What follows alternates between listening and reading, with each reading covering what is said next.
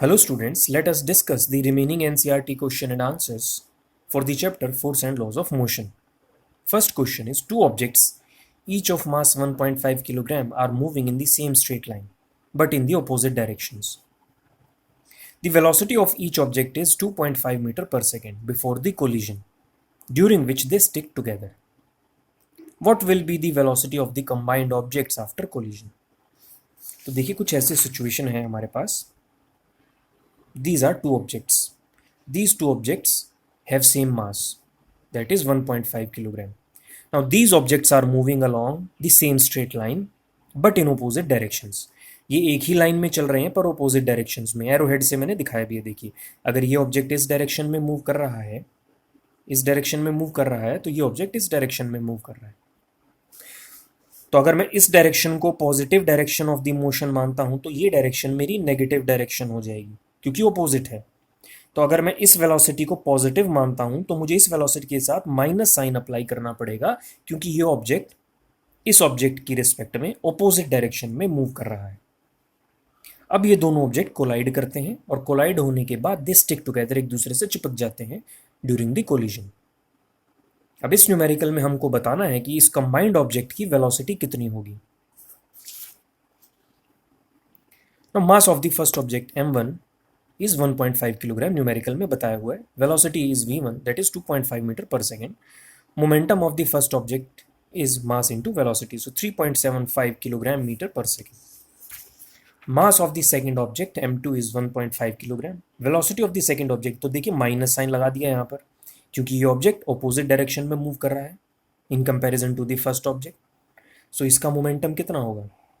Minus 3.75 kilogram metre per second. So total momentum before collision कितना हुआ? 3.75 minus 3.75 that is 0 kilogram metre per second.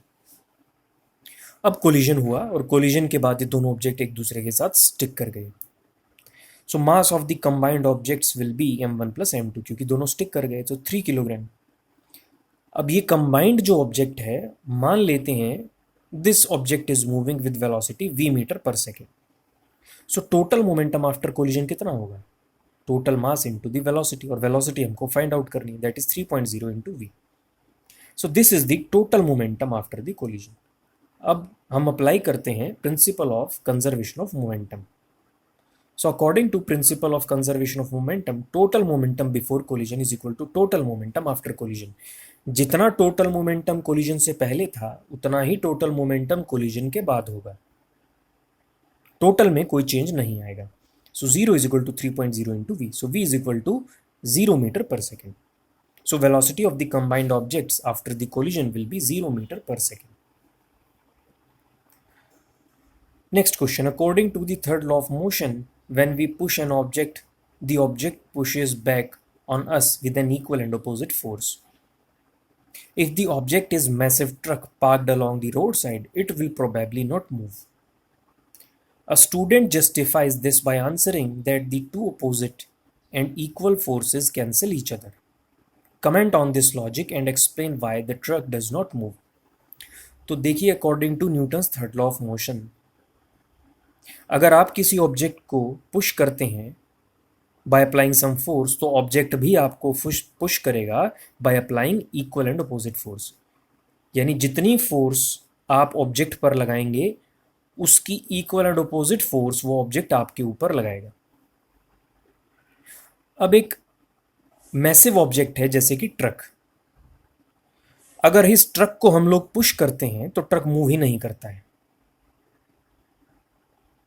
तो एक student इस बात को कुछ इस तरीके से जस्टिफाई करता है. स्टूडेंट बोलता है कि क्योंकि दोनों फोर्सेस इक्वल एंड ऑपोजिट हैं, जो आपने ट्रक पे लगाई और जो ट्रक ने आप पे लगाई, तो क्योंकि ये दोनों फोर्सेस इक्वल एंड ऑपोजिट हैं तो एक दूसरे को कैंसिल कर देती हैं और ट्रक मूव नहीं करता है. Now comment on this logic and explain why the truck does not move. तो देखिए कुछ ऐसी सिचुएशन है. This is a truck, this is the truck and this person is pushing this truck by applying force F1. इस इंसान ने इस truck के ऊपर फोर्स लगाई F1. बदले में according to Newton's third law of motion इस ट्रक ने इस इंसान के ऊपर फोर्स लगाई F2 in the opposite direction. Now these two forces are equal and opposite. Now these two forces are acting on different bodies. जो force F1 है वो ट्रक के ऊपर एक्ट कर रही है. This is the force of action जो कि ट्रक के ऊपर एक्ट कर रही है. और फोर्स ऑफ रिएक्शन किसके ऊपर एक्ट कर रही है? इंसान के ऊपर.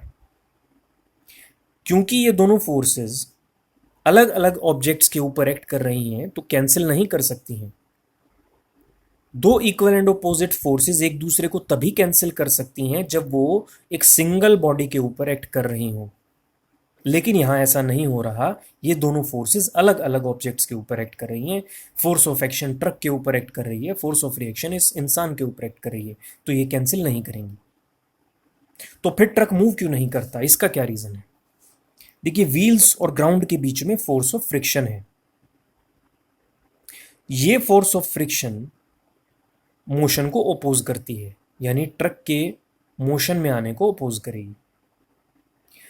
ये जो अप्लाइड फोर्स है F1, ये जो इंसान इस ट्रक को पुश कर रहा है वो फोर्स F1 है. ये फोर्स उस फ्रिक्शनल फोर्स से कम है मैग्नीट्यूड में. इस वजह से ट्रक मूव नहीं करता. अगर अप्लाइड फोर्स किसी तरीके से फ्रिक्शनल फोर्स को ओवरकम कर जाए, उससे ज्यादा हो जाए, तो ट्रक विल डेफिनेटली मूव. लेकिन इस केस में ऐसा नहीं हो रहा, तो ट्रक मूव नहीं करता है. Next question. A hockey ball of mass 200 gram traveling at 10 meter per second is struck by a hockey stick so as to return it along its original path with a velocity of 5 meter per second. Calculate the change of momentum occurred in the motion of the hockey ball by the force applied by the hockey stick.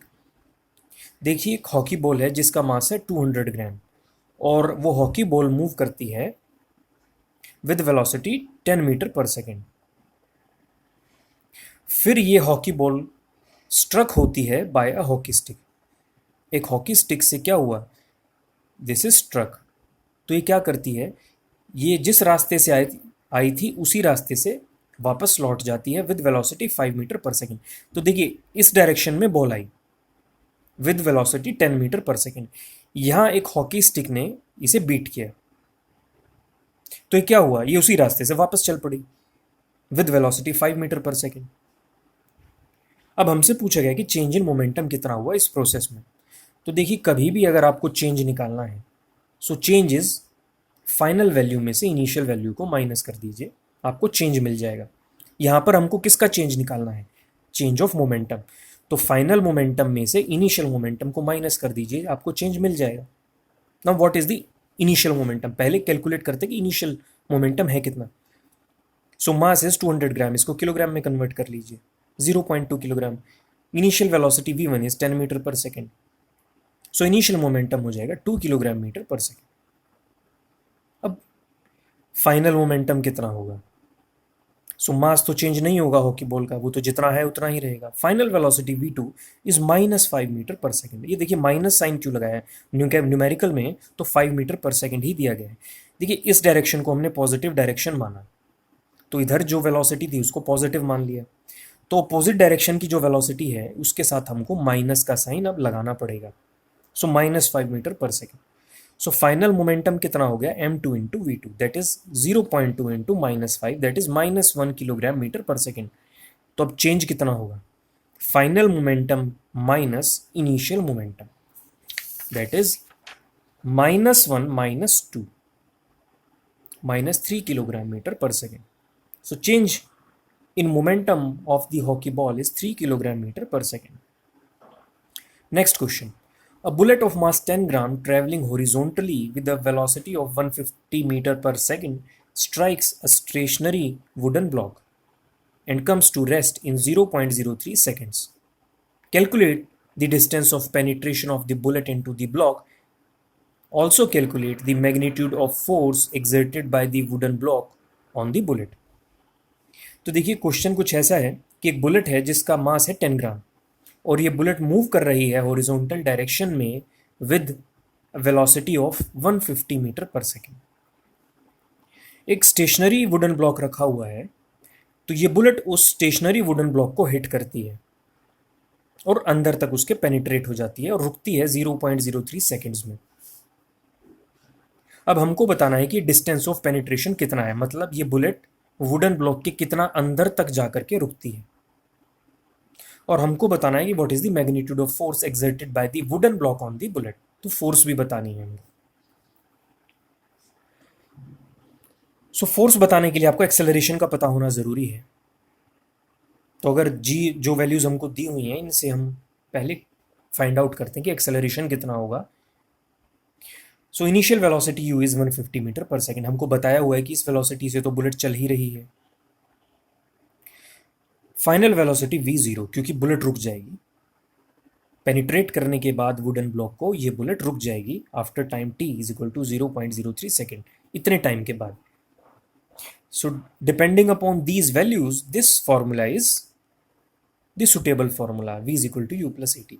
तो यहाँ से जो acceleration आई वो आई -5000 metre per second square. देखिए negative sign क्या बता रहा है कि रिटार्ड हो रही है बुलेट, धीरे धीरे करके रुक जाएगी। अब हमको डिस्टेंस ऑफ पेनिट्रेशन भी बताना है, तो v square is equal to U square plus 2as। So all the values are given to us. अगर आप इसको सिंप्लीफाई करेंगे तो आंसर आएगा 2.25 metre. So distance of penetration of the bullet into the block of wood will be 2.25 metre. अब magnitude निकालना है force का, तो simple formula F is equal to M है। So F is equal to 10/1000 kilogram into में -5000 metre per second square, क्योंकि ग्राम में दिया हुआ था तो किलोग्राम में कन्वर्ट कर दिया हमने यहाँ। So F is 50 Newton. So magnitude of force exerted by the wooden block on the bullet is 50 newtons. So rest of the questions will be discussed in the next lecture. Thank you.